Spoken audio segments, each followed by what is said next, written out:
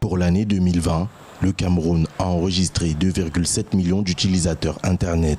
Une donnée de Hootsuite, un outil de gestion de réseaux sociaux qui porte à 9,15 millions le nombre d'utilisateurs du réseau Internet dans le pays.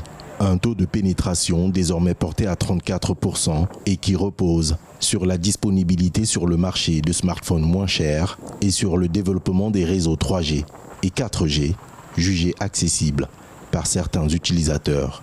Pour l'accessibilité d'un téléphone pour un Camerounais moyen va varier entre 30 et 50 000. Selon moi, les tarifs sont assez abordables comparés à d'autres pays de la sous-région tels que le Gabon déjà. On se disait peut-être qu'on paie cher comme ça, mais le débit peut être bon. Mais même au niveau du débit, ça ne s'arrange pas. Le prix de cours à Internet, c'est abordable. La vente de smartphones a connu cependant un ralentissement en raison de la crise sanitaire et notamment de la restriction des voyages. La non-maîtrise des coûts pousse les importateurs à annuler plusieurs commandes à l'étranger. Du coup, les fournisseurs ne pouvaient pas se déplacer pour aller faire leurs achats à l'extérieur.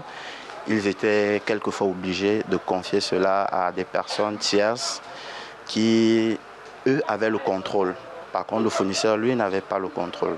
Du coup, il devait se plier à l'exigence de l'acheteur de l'autre côté, ce qui fait que le coût du téléphone n'était plus maîtrisé par l'acheteur.